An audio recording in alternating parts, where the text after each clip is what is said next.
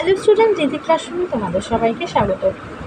আজকে তোমাদেরকে দেখাবো পঞ্চম শ্রেণীর দ্বিতীয় পর্যায়ক্রমিক মূল্যায়ন 2024 সালের রায়মার্টিন প্রশ্নচিত্র থেকে পরিবেশ বিষয়ে মডেল কোশ্চেন নম্বর 7, 8 ও 9 নম্বর যে মডেল থেকে আছে আজকে তারই সমাধান করবো।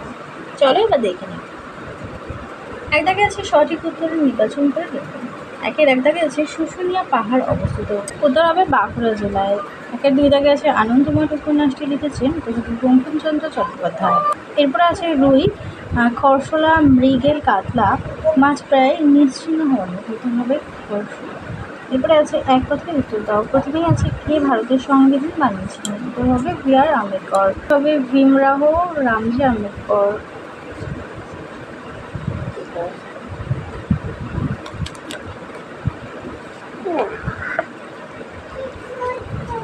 দুইয়ের দুই দাগে আছে পশ্চিমবঙ্গের প্রবাহিত একটি নিত্যপ্রবাহ নদীর নাম, উত্তর হবে গঙ্গা। পরের প্রশ্ন, কিসের সাহায্যে খড় ও ধান আলাদা করা হয়, উত্তর হবে হারভেস্টারের সাহায্যে।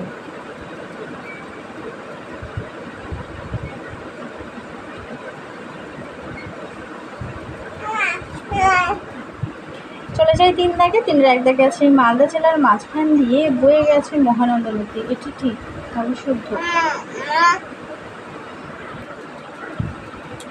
তিনের দুই দাগে আছে তুঁত গাছের চাষ ভালো হয় তরাই অঞ্চলে, এটি অশুদ্ধ, কারণ তরাই অঞ্চলে চা গাছের চাষ ভালো হয়। পরের প্রশ্ন দেখো, রামমোহন রায়ের চেষ্টায় বিধবা বিবাহ আইন চালু হয়, এটি অশুদ্ধ, এটি ঈশ্বরচন্দ্র বিদ্যাসাগরের চেষ্টায় হবে। পরের চার দাগে চলে যায় বাস্তম্ভের সঙ্গে ডাকস্তম্ভ মিল করো। দানা শস্য হবে ধান আর গম। বিদ্রোহী কবি হবে কাজী নজরুল ইসলাম, আর তম্রলিপ্ত হবে রূপনারায়ণ। এরপরে চলে যাই পাঁচ দাগে। বলেছে দেখো, স্বাস্থ্যকে সম্পদ বলা হয় কেন, উত্তরটি 150 নম্বর পেজে আছে। স্বাস্থ্য মানুষের সম্পদ, স্বাস্থ্য ভালো থাকলে আমরা ভালোভাবে কাজ ও পরিশ্রম করতে পারি। বুদ্ধি মানুষের আরও একটা সম্পদ। প্রকৃতির মধ্যেও অনেক রকম সম্পদ আছে, মানুষ তার বুদ্ধি এবং স্বাস্থ্যকে কাজে লাগিয়ে আরও অনেক নতুন সম্পদ তৈরি করতে পারে, তাই স্বাস্থ্যকে সম্পদ বলা হয়। পরের প্রশ্ন দেখো, বদ্বীপ কাকে বলে, 120 নম্বর পেজে পাবে। কোনো নদী তার গতিপথের বিভিন্ন ক্ষয়প্রাপ্ত পদার্থসমূহ পলি, বালি, কাদা প্রভৃতি বহন করে এনে যখন কোনো সমুদ্রে এনে পড়ে, সেখানে এই সব পদার্থগুলো সঞ্চিত হয়ে যে মাত্রাহীন বয়ের ন্যায় বিস্তীর্ণ বিক্ষিপ্ত ভূমিভাগ গড়ে তোলে তাকে বদ্বীপ বলে, যেমন সুন্দরবন বদ্বীপ। পরের প্রশ্ন, সিধু ও কানহু কেন বিখ্যাত, সিধু ও কানহু মুকুল ছিলেন সাঁওতাল বিদ্রোহের নেতা। তারা দুই ভাই, তারা অত্যাচারী জমিদার মহারাজ ও ব্রিটিশ সরকারের কর্মচারীদের বিরুদ্ধে লড়াই করেছিলেন। শেষ পর্যন্ত ব্রিটিশ সরকারের সেনাবাহিনীর কাছে তারা পরাজিত হন। পরের প্রশ্ন দেখো, প্রাকৃতিক সম্পদ এই মানুষ কী কী সম্পদ তৈরিতে ব্যবহার করেছে, উদাহরণসহ আলোচনা করো। যেমন দেখো, পোশাক কার্পাস, তুলো, পশম, রেশম প্রভৃতি দিয়ে তৈরি হয় আর মানুষের পরিধানের কাজে লাগে। আর বিদ্যালয়ে ইট, কাঠ, পাথর, ইস্পাত, সিমেন্ট ইত্যাদি। আর বিদ্যালয়ে যেমন দেখো ইট, কাঠ, পাথর, ইস্পাত, সিমেন্ট প্রভৃতি সমাজের শিক্ষার প্রসারের কাজে। আর হাসপাতাল হচ্ছে ইট, কাঠ, পাথর, ইস্পাত, সিমেন্ট প্রভৃতি দিয়ে তৈরি হয় আর রোগীদের চিকিৎসা করার জন্য গঠিত হয়। তোমরা একটু দেখে নাও যেখানে। এরপরে আছে বঙ্গীয় বদ্বীপ এবং রাঢ় অঞ্চলের কৃষির বিবরণ দাও। উত্তরটি তোমরা 108 নম্বর পেজে পাবে। রাঢ় অঞ্চলের পূর্ব দিকের বিস্তীর্ণ সমতল ভূমিতে অধিকাংশ কৃষিকাজ করা হচ্ছে। এখানকার কৃষিজ ফসলগুলোর মধ্যে উল্লেখযোগ্য হলো ধান, পাট, আখ, আলু, তৈলবীজ প্রভৃতি। এছাড়াও অর্থনৈতিক উদ্দেশ্যে ফুটবল, তুঁত গাছের চাষও করা হয়ে থাকে। পরের প্রশ্ন দেখো, প্রশান্তচন্দ্র মহলানবিশ স্মরণীয় কেন, উত্তরটি তোমরা 163 নম্বর পেয়ে যাবে, এখানে আছে, তোমরা একটু দেখে নাও। এবার আমরা 8 নম্বর মডেল সেটটি দেখে নেব। প্রথম প্রশ্ন আছে, মালদা হিমসাগর ফজলি ল্যাংড়া আমের বিখ্যাত চাষ, মালদা জেলায় হবে ফজলি আম। পরের প্রশ্ন দেখো, আমাদের দেশ স্বাধীন হয়, তো হবে 1947 সালের 15ই আগস্ট। এরপরে আছে কুলির পাখিরালয় দেখা যায়, তো হবে রায়গঞ্জ। পরের প্রশ্ন, প্লেগ রোগীদের সেবা করেছেন, তো হবে ভগিনী নিবেদিতা। এরপরে আছে মাস্টারদা নামে পরিচিত, উত্তর হবে সূর্য সেন। আর বাঁশের কেল্লা বানিয়েছিলেন, উত্তর হবে টিপু মির। পরের প্রশ্নে চলে যাই, বলেছে সোনার বাংলা গানটি কার লেখা, উত্তর হবে রবীন্দ্রনাথ ঠাকুর।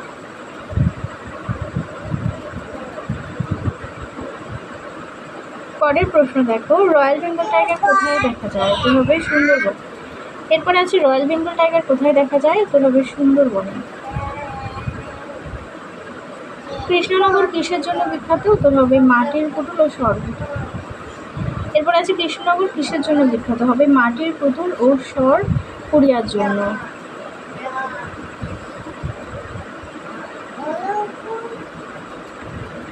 উত্তর হবে জলদাপাড়া অভয়ারণ্য।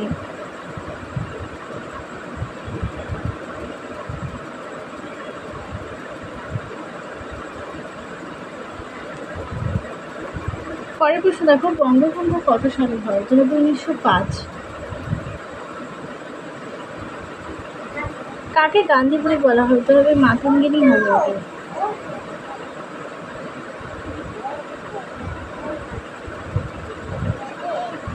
এবার চলে যাই কস্তম্ভের সঙ্গে খস্তম্ভ মিলিয়ে লেখো। মানুষের স্বাস্থ্য হবে একটি সম্পদ, দার্জিলিং হবে শৃঙ্গারিতা পর্বত শ্রেণী। আর ইংলিশ বাজার হবে মালদা, বহরমপুর হবে মুর্শিদাবাদ, আর বালুরঘাট হবে দক্ষিণ দিনাজপুর। এবার দেখো শূন্যস্থান পূরণ আছে। পশ্চিমবঙ্গের সর্বোচ্চ পর্বতশৃঙ্গের নাম হলো, হবে সান্দাকফু।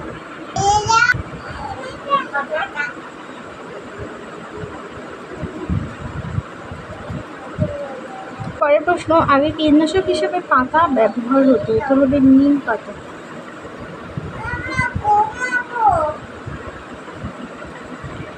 এরপরে আছে ধান কাটা ও ছাড়ার আধুনিক যন্ত্রের নাম, উত্তর হবে হারভেস্টার।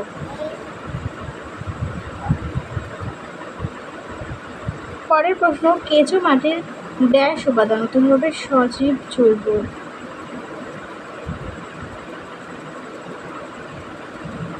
পরের প্রশ্ন, লেজে ভর দিয়ে লাফিয়ে চলে কি মাছ, উত্তর হবে চ্যাং মাছ।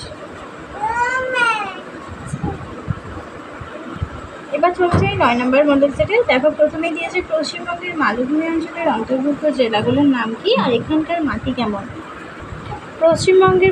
পশ্চিমবঙ্গের পুরুলিয়া জেলা, বাঁকুড়া, পশ্চিম মেদিনীপুর, বীরভূম, বর্ধমান পশ্চিম দিকটা নিয়ে পশ্চিমবঙ্গের মালভূমি অঞ্চল অবস্থিত। আর পশ্চিমবঙ্গের মালভূমি অঞ্চলে ল্যাটেরাইট মাটি দেখা যায়।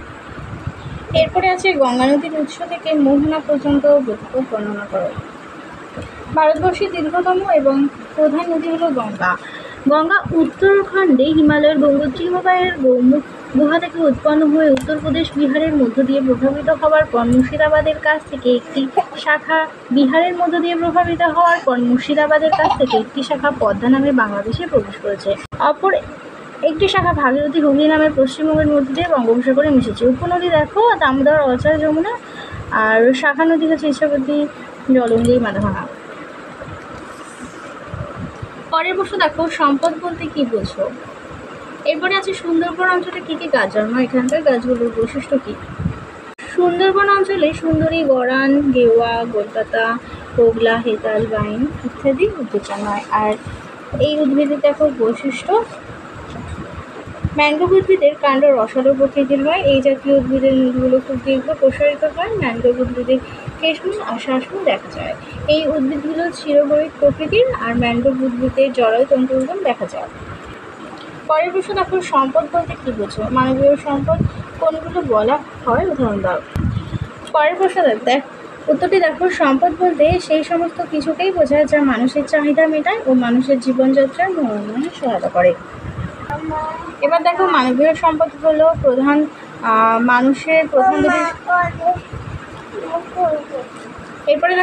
প্রধান দুটি সম্পদ হলো স্বাস্থ্য ও শ্রম ক্ষমতা, বুদ্ধি বা জ্ঞান। উত্তরবঙ্গের দুটি বনভূমির নাম লেখো। একটি হলো জলদাপাড়া আর একটি হলো গৌরনগর। পরের প্রশ্ন, বোলপুর কেন বিখ্যাত। হবে দুর্গাপুরের অ্যালয় স্টিল প্ল্যান্ট, যেটি পশ্চিম বর্ধমান জেলায় অবস্থিত। আর কুলিন কোন জেলায় অবস্থিত এবং কিসের জন্য বিখ্যাত। কুলিন হচ্ছে উত্তর দিনাজপুরের রায়গঞ্জ জেলায় অবস্থিত, কুড়িল পাখির জন্য বিখ্যাত। ITI কলেজ আছে কোথায়? তো হবে খড়গপুরে। আর সভ্য ভারতের নানা রকম কার্যকলাপকে সভ্যতা বলে। ভাগীরথী নদীর গঙ্গার শাখা নদী। আর টয় ট্রেন দার্জিলিংয়ে দেখা যায়। এরপরে আছে ইংলিশ বাজার, হবে মালদা জেলায়। পরের প্রশ্ন মহানন্দা, হবে উত্তরবঙ্গ। এরপরে আছে নারী শিক্ষার প্রসার ঘটান, এটা হবে বেগম রোকেয়া। এবার বিদ্রোহী কবি হলেন কাজী নজরুল ইসলাম।